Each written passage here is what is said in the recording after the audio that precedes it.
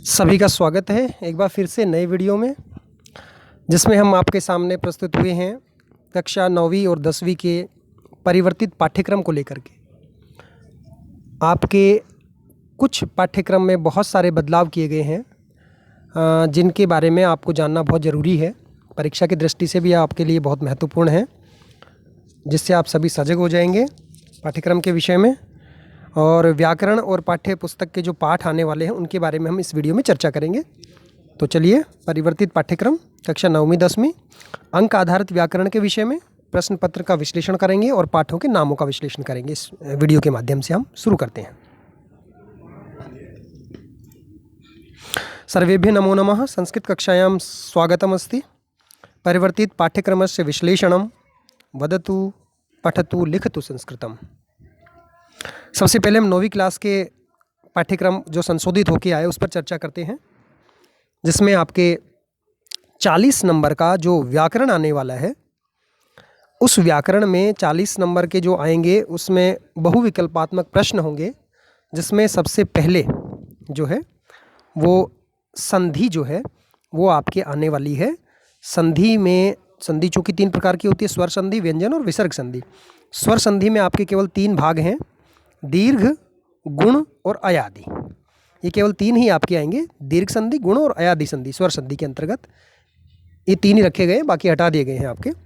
व्यंजन संधि में वर्गीय जो प्रथम वर्ण यदि आता है, वर्गीय अक्षर क, च, ट, त, प, इनमें प्रथम वर्ण यदि आता है तो उसके स्थान पर तृतीय वर्ण बन जाएगा, अर्थात जसत्व संधि हो जाएगी। इसे कहते हैं जसत्व संधि। ये जसत्व संधि वहाँ पर हो जाएगी। और मैं के स्थान पर अनुस्वार होना, ये भी जो है व्यंजन संधि में आता है, इसे अनुस्वार संधि कहते हैं। तो आपके व्यंजन में केवल 2 हैं, जसत्व है और अनुस्वार संधि है। अब आते हैं विसर्ग संधि पर। विसर्ग संधि में केवल ऊत्व संधि है आपका, ऊत्व विधान, यानी कि विसर्ग के स्थान पर ऊ होना और ऊ के स्थान पर ओ हो जाना। ये केवल एक ही नियम आपके संधि में रखा गया है। तो ये हो गया संधि वाला। दूसरा है शब्द रूपाणी। शब्द रूपाणी में एकारांत शब्द हैं बालक के समान चलने वाले, ऊकारांत शब्द साधु के समान, आकारांत शब्द हैं स्त्रीलिंग में लता, ईकारांत शब्द है नदी स्त्रीलिंग, और फिर सर्वनाम शब्द हैं अस्मद और युष्मद, जिसके अहम और त्वम में रूप चलने वाले हैं, वो शब्द रूपों में आपके ये रहेंगे। एकारांत, ऊकारांत पुल्लिंग में, आकारांत और ईकारांत स्त्रीलिंग में, और अस्मद और युष्मद रूप हैं, ये आपके रहेंगे शब्द रूपों में। अब आते हैं धातु रूप पर। धातु रूप में आपके पठ, गम, वद, भू, क्रीड, नी, दृश्य, अस, क्री, पा यानी पीना, पिब में रूप चलते हैं इसके। ये 5 लकारों में चलने वाले रूप हैं इसके। 4 नंबर के जो आपके आएंगे, लट लकार, लंग लकार, लिट लकार, लोट लकार और विधिलिंग लकार में, 5 लकारों में ही इनके रूप चलेंगे। और उसके बाद में सेव और लब धातु, इसके रूप जो हैं वो आत्मने पद में चलेंगे, और 2 ही लकारों में लट लकार और लिट लकार में चलने वाले हैं। ये जो ऊपर वाले हैं 5 लकारों में, ये चलेंगे परस्मयी पद में, और नीचे के सेव और लब में चलेंगे आत्मने पद में। आपके 4 नंबर के आएंगे ये। आगे आता है कारक, उपपद विभक्ति। उपपद विभक्ति में आपके द्वितीया के अंतर्गत शब्द आपके फिक्स कर दिए गए हैं, जैसे परितः, निक्सा, प्रति और विना, इन शब्दों के योग में द्वितीय विभक्ति आती है। ये 4 नंबर का आने वाला है पूरा कारक प्रकरण। तृतीय विभक्ति है सह, समम, साकम, सार्धम, विना, अलम, हीन, इन शब्दों के साथ हमेशा तृतीय विभक्ति आती है। चतुर्थी विभक्ति है रुच, दा यानी देना, यच्छ प्रदान करना, नमः, कुप, इन शब्दों के साथ में चतुर्थी विभक्ति का प्रयोग होता है। पंचमी विभक्ति में विना, बही, भी, रक्ष, इन शब्दों के साथ पंचमी विभक्ति आती है। फिर षष्ठी विभक्ति ऊपरी, अधः, पुरतः, पृष्ठतः, पुरतः यानी सामने, पृष्ठतः यानी पीछे, इन शब्दों के योग में हमेशा षष्ठी विभक्ति आती है। और अंतिम में सप्तमी विभक्ति, जिसमें स्नेह, निपुण और विश्वस, इन शब्दों के साथ सप्तमी विभक्ति आती है। ये पूरा प्रकरण आपका कारक वाला 4 नंबर का आएगा। अब आगे बढ़ते हैं। आपके व्याकरण में ही आपके जो आगे आने वाला है वो है समय ज्ञानम। समय ज्ञानम में अंक दिए होंगे आपको, संस्कृत में शब्दों में उनको लिखना है, और ये केवल 3 ही शब्दों के आधार पे होगा। सपाद यानी सवा, सार्ध यानी साढ़े, पादोन यानी पौना।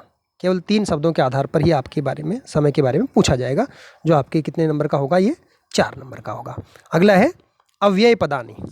अव्यय पदानी जो है उसमें अव्यय पद ये भी आपके फिक्स कर दिए गए हैं। उच्चई, च, स्वः, हयः, अद्य, अत्र, तत्र, यत्र, कुत्र, इदानीम। इदानीम में जैसे अधुना, संप्रति, सांप्रतम ये शब्द है। यदा, तदा, कदा, सहसा, वृथा, शनै, अपि, कुतः, इतस्ततः, यदि, तरहि, यावत्, तावत्, ये शब्द जो है ये सारे अव्यय पदों में आपको केवल पहचान करने हैं। ये आएंगे आपके 3 नंबर के। 7वां इसमें है अशुद्धि संशोधनम।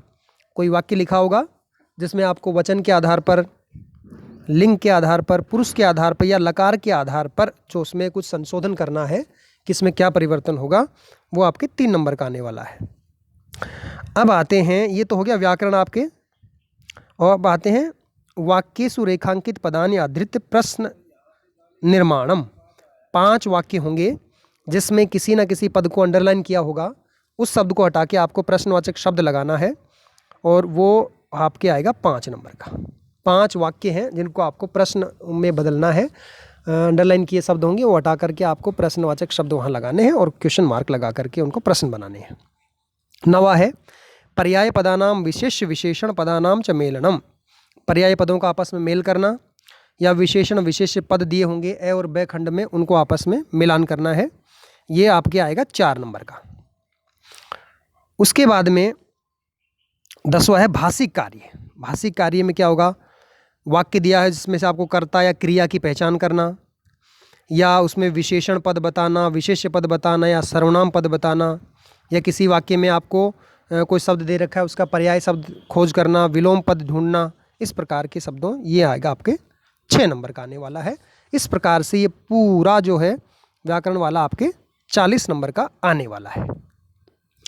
अब आगे देखते हैं इसी को।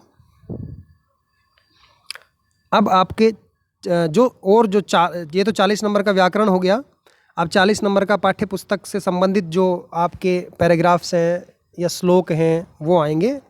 उसमें से आएगा एक गद्यात्मक खंड जो है, गद्यात्मक खंड अपठित वाले में से आएगा 10 नंबर का आपका, जो आपने पढ़ा नहीं है, लेकिन बहुत सरल एक पैराग्राफ होगा 10 नंबर का, जिसमें आपको एक पद में उत्तर देने हैं, पूर्ण वाक्य में या एक पद में। ये पूरा होगा। एक पद वाले तो होंगे 2 नंबर के और पूर्ण वाक्य होंगे 4 नंबर के। ये 2 प्रश्न होंगे। उस पैराग्राफ का शीर्षक, टाइटल लिखना है, 1 नंबर का आएगा। और अनुच्छेद पर आधारित भाषिक प्रश्न होंगे जिसमें कर्ता, क्रिया, ये नीचे दे रखा है, इसमें कर्ता, क्रिया, विशेषण, विशेष या पर्याय या विलोम शब्दों को छांटना। ये 3 नंबर का होगा। ये पूरा आपका इस तरह से एक अपठित अवबोधन आएगा, जिसका शायद हमने 1-2 वीडियो भी आपको बना के भेजी थी, और वर्कशीट्स भी आपकी बहुत सारी भेज रखी हैं आपको अपनी कक्षाओं में। अगला है रचनात्मक कार्य, जो 15 नंबर का आपका आएगा। इसमें क्या रचना करनी है आपको, संकेत आधारित औपचारिक या अनौपचारिक पत्र लेखन, जिसमें आपके रिक्त स्थान छूटे होंगे, 10 रिक्त स्थान छूटे होंगे जिनको आपको भरना है, और मंजूषा में शब्द भी होंगे, उसके आधार पर आपको पत्र लिखना है। ये 5 नंबर का होगा। हर एक रिक्त स्थान आधे नंबर का आएगा, 10 हो गए तो 5 नंबर का हो गया। अगला होगा रचनात्मक में चित्र आधारित वर्णन। कोई चित्र दे रखा है उसको आपको वर्णन करना, या कोई अनुच्छेद दे रखा होगा उसमें शब्द छूट रहे होंगे, वो आपको भरने हैं। ये आपके 5 नंबर का होगा। आगे बढ़ते हैं इसी के दौरान। अगला क्या है आपका, कोई सेंटेंस दे रखे हैं हिंदी भाषा में, उनको आपको संस्कृत भाषा में ट्रांसलेट करना है, अनुवाद करना है। 5 सरल वाक्यों का 5 नंबर के आएंगे। 5 सरल वाक्य दे रखे हैं, उनको आपको संस्कृत बनानी है, 5 नंबर का होगा। अगला है गद्यांश आधारित अवबोधन। ये है 3 नंबर का। कोई एक गद्यांश जो आपने पढ़े हैं, पाठ के आधार पर हैं, अपने पढ़े हुए पुस्तक के आधार पर हैं, जो आपकी सेम उसी भाग प्रथम पाठ्य पुस्तक, उसके पढ़े हुए पाठ जो गद्य के हैं, कहानी वाले पाठ हैं, उसमें 3 नंबर का आएगा आपका। इसमें एक पद में या पूर्ण वाक्य में उत्तर होंगे, प्रश्न उत्तरों के जवाब देने हैं। एक पद्यांश यानी कि श्लोक आएगा 3 नंबर का, जिसमें आपको एक पद में या पूर्ण वाक्य में प्रश्नों के उत्तर देने हैं, जो पढ़े हुए में से आएगा। पठित अवबोधन है ये। एक नाट्यांश, जो नाटक भाग आए हैं हमारी पुस्तक में, वो 3 नंबर का, जिसमें आपको एक पद में या पूर्ण वाक्य में उत्तर देने हैं, ये होगा। एक आपका आने वाला है श्लोक का अन्वय। श्लोक दे रखा है उसका आपको अन्वय करना है। अन्वय मंजूषा में शब्द होंगे, उन मंजूषा में दिए शब्दों को रिक्त स्थानों की पूर्ति करते हुए आपको पूरा करना है। ये 2 नंबर का होगा। एक होगा कोई कहानी दे रखी है, उस कहानी को आपको घटना को क्रमानुसार लिखना है। आपके सामने शब्द होंगे, लगभग 8 सेंटेंस होंगे आधे आधे नंबर के, 4 नंबर का आएगा वो। उन 8 सेंटेंसों को आप पढ़ी हुई कहानी को आपको क्रम से करना है, कौन सा वाक्य पहले आएगा उसको क्रम से लगाना है, 4 नंबर का होगा। इस प्रकार से पठित जो आपके पाठ हैं वो भी आपके 40 नंबर के ही आएंगे। 40 का व्याकरण हो गया और 40 का पठित आपके पाठ्य पुस्तक में से आएंगे। अब पाठ कौन कौन से आने वाले हैं आपके पाठ्यक्रम चेंज होने के बाद में, वो हैं जैसे आपका दूसरा पाठ आएगा स्वर्णकाकः, तीसरा पाठ आपका आएगा गोदोहनम, फिर चौथा पाठ नहीं है आपके 5वां पाठ आएगा सुक्तिमौक्तिकम, फिर छठा पाठ आपका है भ्रांतो बालः, फिर 7वां और 8वां पाठ आपका यहाँ से हटा दिए गए हैं, फिर 9वां पाठ है सीधे ही सिक्ता सेतुः, फिर 10वां पाठ है आपका है जटायोः शौर्यम, और फिर 11वां है पर्यावरणम, 12वां पाठ आपका इसमें से हटा दिया गया। इस प्रकार से केवल 12 में से कि आपके परिवर्तित पाठ्यक्रम में से 7 पाठ ही हैं जो आपके पाठ्य पुस्तक में से आने वाले हैं परीक्षा की दृष्टि से। अभी आपको जरूर ध्यान देना है, इसमें से गद्य पद्य के आधार पर, जैसे स्वर्णकाकः ये कौन सा है आपका गद्य है, कहानी वाला पाठ। गोदोहनम ये आपका नाटक है, नाट्यांश है। सुक्तिमौक्तिकम पद्य है, श्लोक वाला पाठ है। भ्रांतो बालः ये गद्य है। सिक्ता सेतुः ये आपका है नाटक। जटायोः शौर्यम ये आपका पद्य है। और पर्यावरणम आपका फिर से गद्य है। इस प्रकार से ये आपके पूरे पाठ आने वाले हैं। ये तो हो गया 9th क्लास का। अब करते हैं कक्षा 10वीं का।